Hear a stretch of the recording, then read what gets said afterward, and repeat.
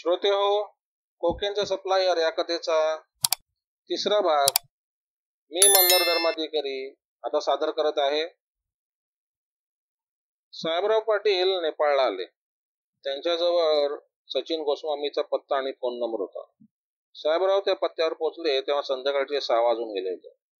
त्यामुळे घरात कोणीतरी भेटेल याची त्यांना खात्री होती. साहेबरावांनी दरवाजा वाजवला. दारात एक 50 वर्षाची बाई आली. नमस्कार, साहेबराव म्हणाले. सचिन है क्या? आप कौन? मैं सचिन का फ्रेंड हूँ. मुंबई से आया हूँ. मेरा नाम साहेबराव है.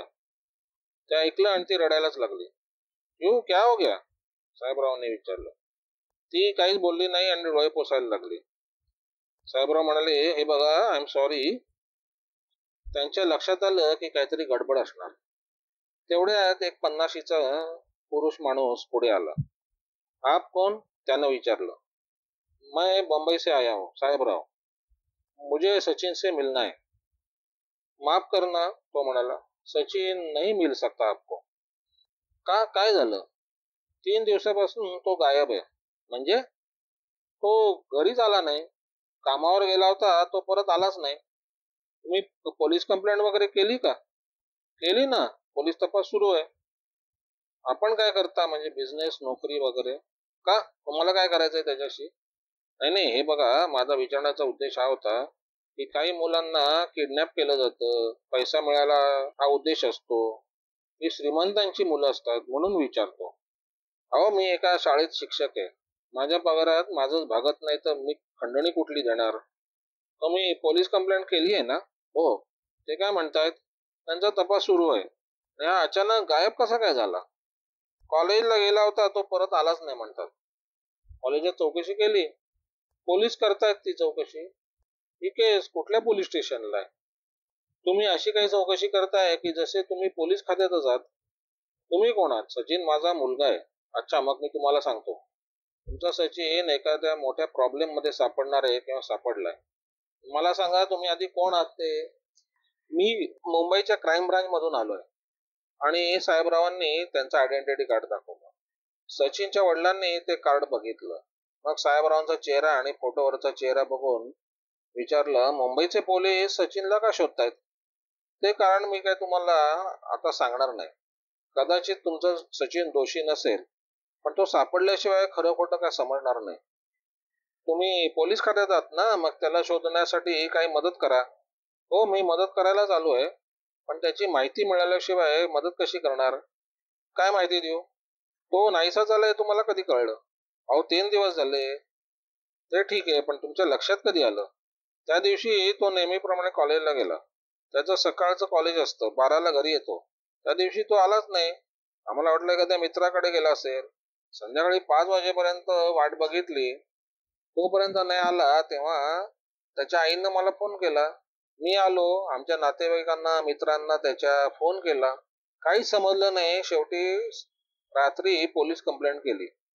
त्यांनी सगळं पोलीस स्टेशनला कळवलं. हॉस्पिटल चेक केले, बस स्टँड, रेल्वे स्टेशन, इथे चौकशी केली, पण काही समजलं नाही. त्याच्याजवळ मोबाईल आहे का? हो, आहे ना. साहेबरावांनी नंबर सांगितला आणि विचारला, हाच नंबर आहे का? हो, हाच नंबर आहे. तुमच्याकडे कसा काय आला? ते काय मी तुम्हाला सांगणार नाही. तुम्ही म्हणता तुम्ही पैसेवाले नाहीत, त्यामुळे कोणी खंडणीसाठी त्याला काही किडनॅप केलेलं दिसत नाही. ऍक्सिडेंट पण झाला नाही. तसं काही झालं असतं तर पोलिसांना लगेच समजलं असतं. मग एक शक्यता असू शकते. कोणती? त्याच्या एखाद्या मुलीवर प्रेम असेल. मग मित्रांचे आपापसातली भांडणं, नाहीतर नाही, त्यांचं मुलीवरती प्रेम नव्हतं. तुम्हाला कसं काय समजलं? मुलं काय असलेल्या गोष्टी लगेच घरी सांगत नाहीत. हो, पोलीसही तेच विचारत होते. आम्हाला काही माहिती नव्हतं. त्याच्या मित्रमैत्रिणींची नावं त्यांनी विचारली नाहीत? नाही. कमाल आहे. हे बघा साहेबराव, तुमच्या भारतातलं पोलीस खातं आणि इथलं पोलीस खातं याच्यात थोडासा फरकच आहे. त्याच्याजवळ पासपोर्ट आहे का? असं का विचारताय? तो नेपाळ बाहेर गेले असण्याची शक्यता आहे. त्याच्याजवळ पासपोर्ट नव्हता, पण आम्हाला न सांगता जर काढला असेल तर काय सांगता येत नाही. त्याचे मित्र म्हणजे कोण? हिंदू, मुस्लिम, नेपाळी, श्रीमंत, गरीब, तसे त्याचे बरेच मित्र आहेत, पण एक खास आहे तो रामसिंग. त्याच्याकडे चौकशी केली? हो. त्याला काही माहिती नाही. पोलिसांनी त्यांनी अजून काही मित्रमैत्रिणींविषयी विचारलेलं नाही. मला त्याचा पत्ता देता? रामसिंगचा पत्ता तर नाही, पण त्याचा मोबाईल नंबर आहे. तुमच्याकडे त्याचा मोबाईल नंबर कसा? आम्ही सचिनची डायरी शोधून काढली, त्यात काही नंबर मिळाले. कॉलेजात चौकशी केली का? आम्ही नाही केली, पोलीस करतायत. सचिन अभ्यासात कसा होता? बरा ठीकठाक होता. दिसायला कसा होता? हा, खूपच स्मार्ट होता.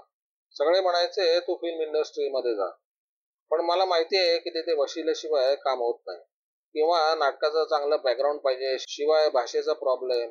मी जसं मोडकं तोडकं हिंदी बोलतो तसं तो बोलतो. अच्छा ठीक आहे, मला रामसिंगचा नंबर द्या बघा. गोस्वामीने रामसिंगचा नंबर दिला. पोलीस स्टेशनचा आहे का नंबर? आहे ना. तिथं इन्स्पेक्टर कोण आहेत? बहादूर सिंग नावाचे आहेत.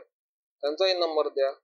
गोस्वामीने नंबर दिला आणि विचारलं, तुम्ही खरंच काही मदत करणार आहात का उगीच काही? अहो अर्थातच. मी काय उगाच टाइमपास करतोय का? सचिन सापडेल का? का नाही सापडणार? पण मला वाटतं तो एखाद्या अडचणीत सापडला असावा.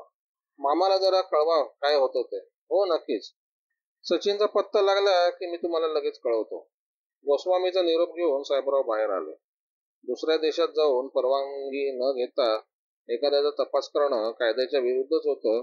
त्यांना अटक होण्याची पण शक्यता होती. त्यांनी पोलीस स्टेशनला फोन केला. नेपाळीत उत्तर आलं. नमस्कार, पोलीस ठाणे हवालदार लालसिंग बोलतो. हवालदार नमस्कार. साहेबरावने हिंदीत उत्तर दिलं. बहादूर सिंग साहेब आहेत का? आहेत ना. देऊ त्यांना फोन? लालसिंगजी, मी भारतातून बोलतोय. आपण चांगली माहिती दिली तर आपणाला 10,000 रुपये बक्षीस देऊ. कसली माहिती? आपल्या पोलीस खात्यातल्या चांगल्या पोलीस अधिकाऱ्यांचा आम्ही सत्कार करणार आहोत. आम्हाला काही माहिती मिळाली आहे, पण ती खरी की खोटी कोणास ठाऊक. साहेब, ते 10,000 रुपये आपण कधी देणार आहात? आम्ही 1-2 दिवसात नेपाळला येतोय, तो आलो की. नक्की? हो, पाहिजे तर तुम्ही तुमच्या बँकेचा अकाउंट नंबर द्या, मी लगेच जमा करतो. नको साहेब, इन्क्वायरी झाली तर फार भारी पडेल. आल्यावरच द्या. चालेल चालेल. मला असं समजलं की तुमच्या पोलीस ठाण्यात बहादूर सिंग नावाचे एक चांगले इन्स्पेक्टर आहेत. ते एक उत्कृष्ट ऑफिसर आहेत. त्यांना आम्ही 1,00,000 रुपये बक्षीस देण्याचा विचार करतोय. तुम्हाला हे कोणी सांगितलं साहेब? तुमच्याच खात्यातल्या एका अधिकाऱ्यानं कळवलं. लोक काही पण सांगतात साहेब. म्हणजे? लालसिंगनं आवाज बारीक करत बोलला. अहो साहेब, एक नंबरचा बदमाश माणूस आहे. पैसे खातो आणि आम्हाला एकही पैसा देत नाही. तर तुम्हीच विचार करा. मग त्याचं नाव इथे कसं काय आलं? कोणाला तरी पैसे दिले असतील. अहो आम्ही तर त्यांना बक्षीस देणार होतो. साहेब, तुम्ही इथे या, मी तुम्हाला यादी देतो. आमच्याकडे पण बरेच चांगले अधिकारी आहेत, चांगला तपास करणारे. ठीक आहे, तुमची ड्युटी कितीची असते? सकाळी 8 ते रात्री 8. आता मी घरी जायला निघतोय. चालेल चालेल, उद्या भेटूया, साहेबराव म्हणाले. इन्स्पेक्टर कशा प्रकारचा आहे याची साहेबरावांना कल्पना आली. तेव्हा आता भेटण्यात काहीच अडचण नव्हती. साहेबरावांनी टॅक्सी केली आणि पोलीस स्टेशनला आले. समोरच्या हवालदारला विचारलं, इन्स्पेक्टर बहादूर सिंग आहेत का? आपण कोण? मी मुंबईवरून आलोय, पत्रकार. कसा विचारतो? हवालदार आत गेले. साहेबरावांनी लगेच माधुरीला फोन केला. येस सर, माधुरीचा आवाज आला. माधुरी, काय करतेस? आताच घरी आले सर. सॉरी, रात्रीचे 9 वाजलेत आणि मी तुला आता त्रास देतोय. नो प्रॉब्लेम सर, बोला. इथल्या एका व्यक्तीला तुझा मोबाईल नंबर देतोय. कदाचित त्याचा तुला फोन येईल. त्याला सांगायचं की तू डेली न्यूजची मुंबईची एडिटर बोलते. डेली न्यूजची एडिटर? हो. येस सर, आणखी काय? समजा त्याने विचारलं की आपण नेपाळच्या काही पोलीस अधिकाऱ्यांना बक्षिसं देतात का, तर सांगायचं हो. किती? 1,00,000 रुपये. 1,00,000 रुपये? हो. ठीक आहे सर. तेवढ्याच हवालदाराला आणि साहेबरावांना म्हणाला, चला, साहेबांनी बोलवलं. साहेबरावांनी मोबाईल कट केला आणि आत गेले. आत एक जाडा, साधारण 50च्या मिटमीच्या डोळ्याचा नेपाळी अधिकारी बसला होता. त्याचं हिंदी येता तथाच होतं. वेलकम सर, वेलकम, तो साहेबरावचा साबत म्हणाला. काय काम काढलं आपण? मी डेली न्यूज तर्फे आलो आहे, साहेबराव म्हणाले. आमचं ऑफिस मुंबईत आहे. आम्ही नेपाळच्या काही चांगल्या पोलीस अधिकाऱ्यांना बक्षीस द्यायचं ठरवलंय. नेपाळ हा आमच्या जवळचा देश, परत हिंदूचं राज्य असलेला. एकमेकाशी संबंधित वाढावेत म्हणून हा आमचा प्रयत्न आहे. हो हो, चांगली कल्पना आहे. आपल्याविषयी वर्तमानपत्रात काही माहिती वाचली होती, म्हणून आपल्याला हे बक्षीस देण्याचा विचार आहे. आपण आणखी 2 अधिकाऱ्यांची नावं सांगा, एकूण 3 बक्षिसं द्यायचे. चालेल चालेल, मी विचार करतो आणि सांगतो. नावं कधी द्यायची आहेत? उद्या दिली तरी चालतील. ठीक आहे, देतो. मी तुमच्या ऑफिसचा पत्ता नाही दिलात, व्हिजिटिंग कार्ड नाही. ऑफिसर विचारतील, त्यांना काहीतरी सांगायला हवं. आमच्या माधुरी भोसले नावाचे एडिटर आहेत, त्यांचा मोबाईल नंबर देतो, त्यांच्याशी तुम्ही कॉन्टॅक्ट करू शकता. बरं बरं, द्या, बहादूर सिंग म्हणाले. साहेबरावांनी नंबर दिला. इन्स्पेक्टर बहादूर सिंगांनी तो लिहून घेतला आणि मी विचारलं, काय घेणार, थंड गरम? काही नको साहेब, तुमच्यासारख्या चांगल्या ऑफिसरचं दर्शन झालं तेच मोठं आहे. तुमचा एक फोटो आणि तुमच्या कार्याची माहिती लागेल. लगेच? नाही, ती पण उद्या दिली तरी चाल. ठीक आहे, उद्या आणून ठेवतो. अजून एक विनंती होती साहेब. बोला. माझा मुंबईत एक मित्र आहे, त्याची बहीण आहे आरती. ती इथल्या एका मुलाच्या प्रेमात पडली. काय म्हणता, कशी काय? अहो, ते इंटरनेट, फेसबुक वगैरे. हा, बरोबर बरोबर. ती लफडी हल्ली फार वाढली. तुमच्याकडे भानगड झाली, काही मुलांना अटक केली, मग पोलिसांना सस्पेंड केलं. हा, तेच तेच. हल्लीच्या तरुण मुला मुलींना दुसरा उद्योग नाही. दिवसभर काहीतरी ते चॅटिंग करतात, त्यातनं ती भानगड झाली होती. तर तुमचं काय काम आहे ते? हा, तेच सांगत होतो. त्या मुलाची जरा चौकशी करायची होती, आणि तो मुलगा कसा आहे वगैरे वगैरे. बरं बरं, त्याचं नाव सांगा ना. 2 दिवसात मी तुम्हाला रिपोर्ट देतो. त्याचं नाव आहे सचिन गोस्वामी. काय? हो, सचिन गोस्वामी, राहणार विष्णूनगर. काय? हो साहेब, त्यात एवढं आश्चर्य वाटण्यासारखं काय झालंय? अहो, या गोस्वामीचा 3 दिवसापासून तपास सुरू आहे. या सचिन गोस्वामीचा? हो. का? तो गायब झालाय म्हणे. गायब झालाय म्हणजे? अहो, नाहीसा झालाय. त्याचे आई वडील त्याला शोधतायत. आमच्याकडे तक्रार दाखल आहे. कमाल आहे म्हणायची. ज्या मुलाची मी चौकशी करतो तोच नेमका गायब व्हावा? अहो, आजकालची पोरे अशीच. गुंडगिरी करणं, मावाल्यासारखं भटकणं, घर सप्लाय करणं.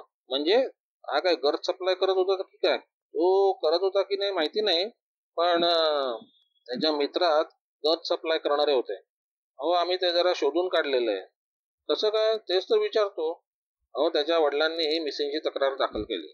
आम्ही चौकशी सुरू केली. पोलीस ठाण्याने रिपोर्ट पाठवला. तो कुठेही सापडत नव्हता. कॉलेजात चौकशी केली. त्याच्या मित्रांचा एक ग्रुप आहे असं समजलं. त्याचा एक खास मित्र होता, रामसिंग नावाचा. त्याला धरून आणला. त्याच्याकडून कळलं की 2-3 मित्र कॉलेजमध्ये घर सप्लायचा धंदा करायचे. तुम्हाला तर कल्पनाच आहे, इथे इंडिया, पाकिस्तान, चायना सर्व बॉर्डर असल्यामुळे तिकडनं लोक येतात. तिकडनं पळाले की इथे येऊन राहतात. मी त्यांच्यावरती ऍक्शन घेत नाही का? काय घेणार ऍक्शन? का? अहो, त्यांचे वेगवेगळे कॉन्टॅक्ट असतात. त्यांच्या विरुद्ध गेलं की आम्हाला कुठल्या कुठे फेकून देतील. तर मी काय सांगतो, हा तुमचा सचिन या मुलांच्या सोबत होता. आता ते तिघही गायब आहेत. तिघही म्हणजे? आणि गायब म्हणजे? गायब म्हणजे पोलीस त्यांच्या मागावर आहेत. हे समजलं की ते लोक बॉर्डर पार करून पळून जातात. पासपोर्ट वगैरे? कसला पासपोर्ट आणि काय? तुमच्या देशात एवढे नेपाळी आहेत, ते काही पासपोर्ट घेऊन आलेत? आणि त्यांचे 2 मित्र? का? सहज विचारलो हो. म्हणजे हिंदू आहे, मुस्लिम आहे, नेपाळी आहेत. अहो, दोघेही मुस्लिम आहेत. एक शहाबुद्दीन आणि दुसरा शजा. दोघेही पाकिस्तान बॉर्डरवरून माल आणायचे. एकदा या दोघांना आमच्या खात्याने पकडलं होतं. नंतर त्यांना जामीन झाला आणि गायब झाले. ज्या दिवशी गायब झाले त्याच दिवशी सचिन गायब झाला. आणि गायब तरी झाले का? त्यांच्या विरुद्ध कोणी तक्रार केली नव्हती. त्यांच्या विरुद्ध कुठला गुन्हा दाखल नव्हता ना. त्याचाच तर तपास सुरू आहे. ते अचानक का पळाले तेच समजत नाही. हो, इंटरेस्टिंग आहे खूप. याचा तपास आपण लावला तर मी आमच्या एडिटरला तुम्हाला एक खास बक्षीस द्यायला लावेन. म्हणजे या 1 लाखाशिवाय? हो, अर्थातच. 1 लाख तर तुमच्या हक्काचे आहेत. हे एक्स्ट्रा. चालेल चालेल, आमचे प्रयत्न सुरू आहेत. मी आमच्या साहेबांना इंडियन गव्हर्नमेंटला पत्र लिहायला सांगितलंय. कशाबद्दल? हे शुजा आणि शहाबुद्दीन नेहमी भारतात जायचे. तिथे त्यांचे काही कॉन्टॅक्ट आहेत असा आमचा अंदाज आहे. तिथल्या पोलिसांना तपास करायला सांगतो. हो हो, थँक्यू साहेब. आपण दिलेल्या माहितीबद्दल आभारी आहे, साहेबराव म्हणाले. मी आपल्या टच मध्ये राहीन कायम. उद्या भेटणार आहात ना? हो, आपला फोटो आणि माहिती तेवढं आणून ठेवा म्हणजे झालं. साहेबराव इन्स्पेक्टर बहादूर सिंगचा निरोप घेऊन निघाले. बाहेर येताच त्याने डीसीपी साहेबांना फोन केला. त्यांना काय झालं याचा सगळा रिपोर्ट दिला. म्हणाले, साहेब, मी 1-2 दिवसात परत येतो. आपल्या केसचे धागेदोरे बहुतेक भारतातच उघडतील. डीसीपी म्हणाले. ठीक आहे. मग साहेबराव सचिन गोस्वामीच्या वडिलांना भेटले आणि त्यांना सांगितलं. काही काळजी करू नका, तुमचा मुलगा बहुतेक भारतात गेलाय. तुमचा फोन नंबर द्या आणि माझा तुम्ही घ्या. आपण एकमेकांशी कॉन्टॅक्ट मध्ये राहूया. साहेब, बरं झालं तुम्ही आलात ते. नाहीतर त्या बहादूर सिंगनं आम्हाला काही पत्ता लागू दिला नसता. तुम्ही त्याला काही भेटू नका, मी माहिती काढून तुम्हाला कळवीन. ठीक आहे साहेब. त्या दिवशी साहेबरावांनी लॉजवर मुक्काम केला. बहादूर सिंगचा फोटो आणि माहिती घेऊन मग मुंबईला जावं असं त्यांनी ठरवलं. परत चौकशीची वेळ आली तर बहादूर सिंगशी चांगले संबंध असावेत, हाच त्यामागचा उद्देश होता. साहेबरावांनी जेवण घेतलं आणि भोसले आणि नलावडे यांचा काय तपास झाला याची चौकशी करावी असा विचार केला. मग ठरवलं की सकाळीच फोन करावा. साहेबराव सकाळी 6ला उठले. तेवढ्यात मोबाईलची बेल वाजली. साहेबरावांनी मोबाईल घेतला. साहेब, मी नलावडे. नलावडेचा आवाज आला. बोला नलावडे, साहेबराव म्हणाले. साहेब साहेब, मला वाचवा वाचवा. नलावडेचा आवाज आला आणि फोन कट झाला. नलावडेला काय झालं होतं? रमेश कांबळेचा नंबर आणि पत्ता घेऊन शिपाई नलावडे निघाला होता.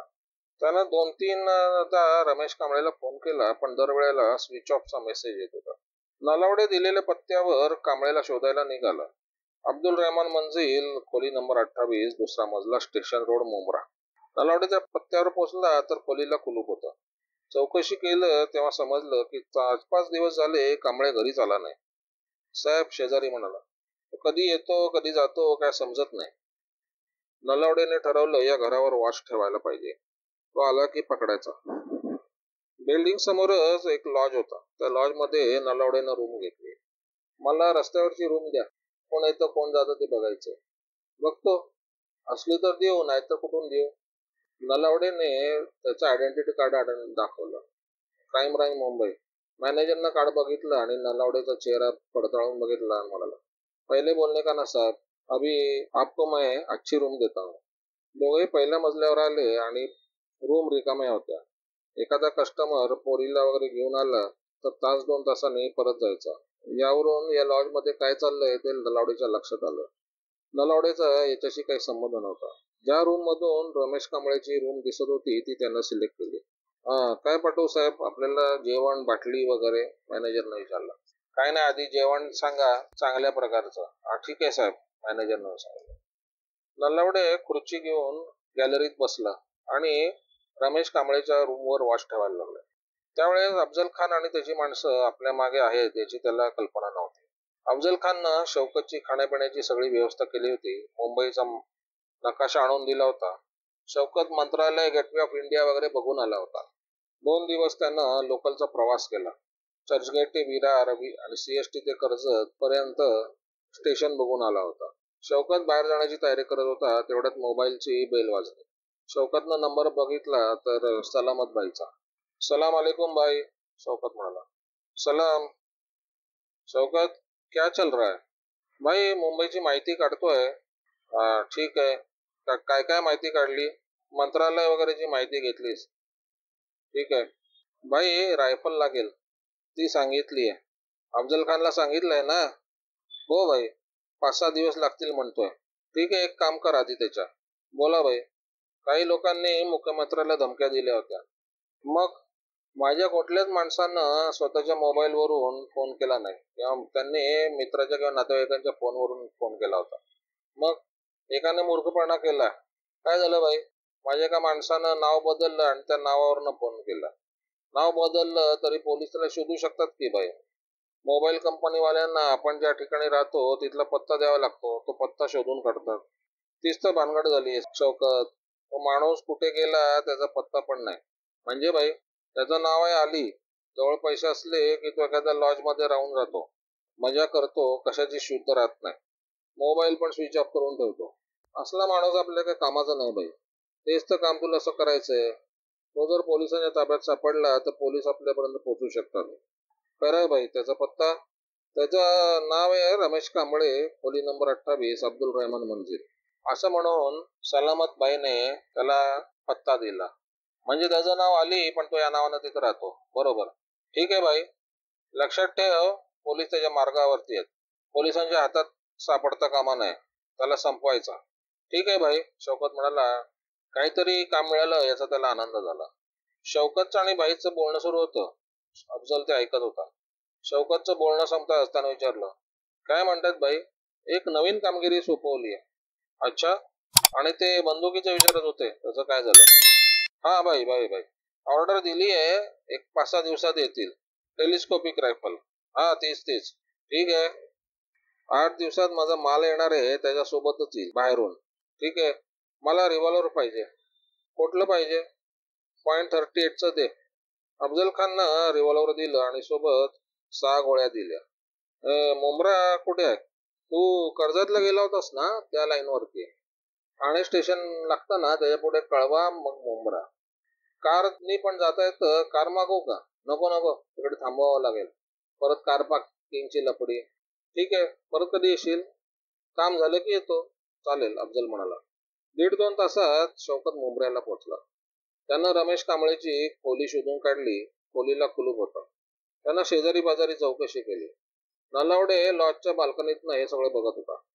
आधी त्याला वाटलं रमेशच आलाय, पण शौकत जेव्हा शेजाऱ्याकडे चौकशी करायला लागला तेव्हा नलावडेच्या लक्षात आलं की हा माणूस पण रमेशला शोधतोय. हा का शोधतोय रमेश? रमेशला तो ओळखत असेल का? याच्याकडे चौकशी करावी का? नलावडे धावत खाली उतरला. शौकत जिना उतरताच त्यांनी शौकतला अडवलं. शौकतनं नलावडेकडे बघितलं. 5.6 फूट उंची, धडधाकट बांधा, मिलिटरी टाईप केस. म्हणजे हा पोलिसच असणार हे त्याच्या लक्षात आलं. शौकतचा हात लगेच कमरेजवळ गेला. हा अटक करणार असेल तर गोळ्यात झडक घालायचा असं त्याने ठरवलं होतं. तुम्ही रमेशला शोधताय का? नलावडे नाही गेला. हा, शौकत म्हणाला. रमेश आपका मित्र आहे क्या? नाही, शौकत म्हणाला. तो उर्दू मिश्री हिंदीत बोलत होता, त्यावरून तो मुस्लिम आहे हे नलावडेच्या लक्षात आलं. रमेशचं काहीतरी मुसलमानी कॉन्टॅक्ट असणार असं त्यांना अंदाज होताच. रमेशकडे तुमचं काही काम आहे? काही मदत करू का तुम्हाला? तुम्ही रमेशचे कोण? शौकतने विचारलं. मी त्याचा मित्र आहे. अच्छा, मग तुम्ही काहीतरी मला मदत करू शकता. हा बोला. रमेश आमच्या क्लबमध्ये रमी खेळायला येतो. तुमचा क्लब कुठे आहे? बायखळ्याला. अच्छा, किती पैसे घ्यायचे? 25,000 रुपये. क्लबवाले उधारी देतात? देत नाही, पण हा रमेश आमचा रेग्युलर कस्टमर आहे. त्यानं चेक दिला होता, तो बाउन्स झाला, म्हणून मालकानं मला वसुलीसाठी पाठवलं. नलावडेनं विचार केला, याला ताब्यात घेण्यात काहीच अर्थ नाही. याच्याकडून काही माहिती मिळणं शक्य नाही. ठीक आहे, मी तुझा निरोप रमेशला देतो, नलावडे म्हणाले. निरोप देऊन काय फायदा? तो थोडाच पैसे घेऊन येणार आहे. मग काय करणार आहे? मालक म्हणाले रमेशला घेऊन परत ये. आता इथे कुठेतरी थांबतो. चालेल, नलावडे म्हणाले. शौकतनं इकडे तिकडे बघितलं. समोरच लॉज होता. लॉज मध्ये शिरला. मॅनेजरला विचारलं, रूम आहे क्या? कितने दिन? 1-2 दिन. ओळखपत्र लागेल. शौकतनं पासपोर्ट काढून दाखवला. ठीक आहे, मॅनेजर म्हणाला. 500 रुपये भाडं, 500 रुपये डिपॉझिट. शौकतनं पैसे काढून दिले. मॅनेजर पोऱ्याला म्हणाला, यांना रूम दाखव. पोऱ्यानं रूम दाखवली. शौकतनं एअरबॅग पलंगावर ठेवली आणि ताणून दिली. शौकतनं आपल्याच लॉजमध्ये रूम घेतली हे नलावडेंनी बघितलं. शौकत रमेशला घेऊन आधीच रमेशला ताब्यात घ्यायला पाहिजे. नलावडे आपल्या रूम मध्ये बघायला लागले. रात्री 11 पर्यंत त्यांनी वॉच ठेवला, मग जेवण करून झोपले. डोळ्यापुढे साहेबरावाची मूर्ती आली. साहेबराव म्हणाले, नलावडे खाण्यापिण्यावर नियंत्रण ठेवा. व्यायाम पाहिजे. क्राईम ब्रांच मधला माणूस कसा फिट असायला पाहिजे. सकाळी जाग येतात नलावडेने रमेशच्या रूम कडे बघितला. एक माणूस रमेशच्या रूम कडे जात होता. त्यानं किल्ली काढली आणि दरवाजा उघडला आणि आत गेला. हा रमेशच असणार. दुसऱ्या माणसाजवळ त्याच्या रूमची किल्ली कशाला असेल? नलावडेने बरोबर कपडे घेतले आणि धावतच ते रमेशच्या रूम जवळ आले आणि दरवाजा ठोठावला. कोण आहे? आवाज आला. नलावडे. कोण नलावडे? त्यानं थोडं दरवाजा उघडला आणि फटीतून बघितलं. नलावडेने लाथ मारून दरवाजा उघडला. दार पूर्णपणे उघडलं गेलं. रमेश धाडकन मागे आपटला गेला. नलावडेनं 2 त्याच्या कानाखाली मारल्या आणि खिशातून हातकडी काढली आणि त्याच्या हातात घातली. साहेब, मी काय केलं? रमेशनं विचारलं. तुझा मोबाईल कुठे आहे? रमेशनं खिशाकडे बघितलं. नलावडेंनी मोबाईल काढला आणि विचारलं, काय नंबर आहे मोबाईलचा? रमेशनं नंबर सांगितला. नलावडेने नंबर चेक केला. मोबाईल सापडला. आरोपी पण सापडला. आता नंबर चेक केली की याला फोन करणारा सापडणार होता. डीसीपी साहेबांना फोन करू, गार्ड मागवावा असा विचार करून नलावडेने मोबाईलवरचे नंबर दाबायला सुरुवात केली. मोबाईल होता रमेशचा. तेवढ्यात शौकत त्याला दरवाजात उभा असलेला दिसला. त्याच्या हातात रिव्हॉल्वर होता. मोबाईल खाली ठेव, त्यानं ऑर्डर दिली. नलावडेने मोबाईल कडे ठेवला नाही. शौकतनं त्याच्या दंडावर गोळी झाडली. नलावडेने इकडे तिकडे बघितलं. तो दरवाजात उभा होता. त्यामुळे दरवाजातनं बाहेर जाणं काही शक्य नव्हतं. पैसे वसुलीसाठी पोलिसांवर गोळी जडेल हे त्यांना खरं वाटत नव्हतं. नलावडे धावत आतल्या खोलीत गेले. ते किचन होतं. त्यांनी दरवाजा लावून घेतला. रिव्हॉल्वर ते रूम मध्ये विसरले होते.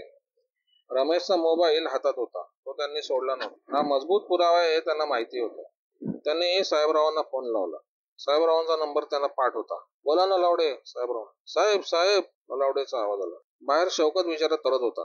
नलावडेकडे जावं तर रमेश पळून गेला असता. रमेशला घेऊन जावं तर रमेशचा मोबाईल पोलिसाच्या हातात होता. तो मोबाईलवरून कोणाशी तरी बोलत होता. त्याला काय इन्फॉर्मेशन देत असेल काय कोणास ठाऊक. शौकतनं एक गोळी रमेश उर्फ अलीच्या डोक्यात घातली आणि तो किचनकडे वळला. दरवाजाच्या फटीतून त्याने बघितलं तर पोलीस कोणाशी तरी बोलत होता. फटीतून शौकतनं नेम घेतला आणि 2 गोळ्या झाडल्या. एक नलावडेच्या छातीत आणि दुसरी डोक्यात शिरली. नलावडे रक्ताच्या थारोळ्यात पडला. शौकतनं खोलीच्या बाहेर येऊन बघितलं. सगळीकडे शांतता होती. सकाळचे 6 वाजले होते. लोक हळूहळू रस्त्यावर येत होते. आत 2 मृतदेह पडले याची कोणालाच कल्पना नव्हती. शौकतनं बाहेर येऊन सलामत भाईला फोन केला. बोला शौकत भाई, अपना काम हो गया. शाबाश. अली मिला? उसको खलास करना पड़ा भाई. और बॉडी इधर ही रूम पे पड़ी है. त्याचा मोबाईल ताब्यात घे. घेतो भाई. लेकिन एक प्रॉब्लेम हो गया. बोलो. उसके साथ में एक पुलिस आदमी था. वो भी मर गया. त्याला का मारलं? अलीनं त्याला इन्फॉर्मेशन दिली होती भाई. मोबाईल पण त्याच्याजवळ होता. तो कोणाला तरी फोन करत होता भाई. त्याला खलास केला नसता तर अजून पोलीस आले असते. अच्छा, आम्ही एक काम कर. तू त्यांना खलास केलंयस हे कोणाला समजलंय का? नाही भाई. खोलीला कुलूप लावून घे आणि बॉडी तिथून हलवायला पाहिजे. आता कुठे थांबलायस? अलीच्या रूम समोर लॉज आहे तिथे. ठीक आहे, लॉजवर जाऊन थांब. माझा माणूस रात्री कार घेऊन येईल. रात्रीच्या वेळी दोन्ही बॉडी हलवा. जवळच मोमरा खाडी आहे त्याच्यात टाकून द्या. प्रेतांच्या पायाला दगड बांधा म्हणजे काय वरती येणार नाहीत. पोलिसाचा मर्डर झालाय समजलं तर अख्खं पोलीस खातं तुझ्या मागे लागेल. चालेल भाई, शौकत म्हणाला. त्यानं रमेशच्या खोलीला कुलूप लावलं आणि लॉज मध्ये येऊन बसला. त्याआधी 10 मिनिटच झाली असतील. साहेबरावांनी वाघमारेंना फोन केला. बोला साहेबराव. सर, मला आता नलावडेचा फोन आला होता. बरं मग? तो कसल्या तरी संकटात आहे मला वाटतं. मला वाचवा म्हणाला आणि फोन डिस्कनेक्ट झाला. मी आता नेपाळमध्ये आहे. मला पोहोचायला रात्र होईल. अच्छा, मग कोणाला तरी पाठवा साहेब. बघा काय झालंय ते. हो ठीक आहे ठीक आहे, वाघमारे म्हणाले. त्याने एका शिपायाला बोलवलं आणि म्हणाले, हा पत्ता घे. ताबडतोब मुंबऱ्याला जा. नलावडे तिथे गेले होते. त्याचा काही तपास लागतोय का बघ. त्यांचा मोबाईल नंबर आहे का साहेब? हा, लिहून घे. क्राईम ब्रांचचा शिपाई मोरे मुंबऱ्याला पोहोचला. त्यानं रमेशचा पत्ता शोधून काढला. खोली जवळ गेला तर दरवाजाला कुलूप होतं. शेजारी पाजारी चौकशी केली तर समजलं तो कधी येतो कधी येत नाही. मोरेनं वाघमारेंना फोन केला. साहेब, मी मोरे बोलतो. बोला मोरे, काय झालं? साहेब, मी मुंबऱ्याला आलो. रमेशची रूम सापडली पण रूमला टाळा आहे. शेजारी पाजारी चौकशी केली का? केली साहेब. ते म्हणतात तो कधी येतो कधी जातो, काय पत्ता लागत नाही. नलावडेला फोन केला साहेब, नुसती बेल वाजते. ठीक आहे, परत ये, बघू काय करायचं ते. मोरे परत आला. त्याच रात्री साहेबराव मुंबईला पोहोचला. त्यांनी वाघमारेला फोन केला. साहेब, मी साहेबराव बोलतो. बोला साहेबराव. नलावडेची काही माहिती मिळाली का? हो, मोरे कॉन्स्टेबल पाठवला होता. रमेशची रूम बंद आहे. नलावडेचा काही पत्ता लागला नाही. साहेब, मी मुंबईत आलोय. उद्या बघतो काय करायचं ते. तुमच्या नेपाळच्या कामाचं काय झालं? सचिन सापडला नाही, पण तो बहुतेक ट्रक सप्लाय करणाऱ्याच्या रॅकेटमध्ये असावा असा अंदाज आहे. मुंबईलाच आला असावा. साहेब, तुमच्या पांडुरंग पाटलाचं उद्या भेटा म्हणजे सांगतो. अच्छा अच्छा, गुड नाईट साहेब. Good night. साहेबरावांनी मोबाईल ऑफ केला आणि नलावडेचा विचार करायला लागले. काय झालं असेल नलावडेचं? त्याच रात्री रमेशच्या रूमवर एक व्हॅन आली. रात्रीचे 12 वाजून गेले होते. रस्त्यावरची वर्दळ कमी झाली होती. गाडीतून 4 माणसं उतरली. शौकत त्यांची वाट बघत होता. तो किल्ली घेऊन रमेशच्या रूमवर आला. चौघांनी प्रेत व्हॅनमध्ये नेऊन ठेवली. शौकतनं खोलीचा दरवाजा लावून घेतला. प्रेताच्या पायाला दगड बांधण्यात आली. दिवा आणि मुंबऱ्यामधल्या खाडीत दोन्ही प्रेत फेकण्यात आली. दगड बांधल्यामुळे ती वर येण्याची काही शक्यता नव्हती.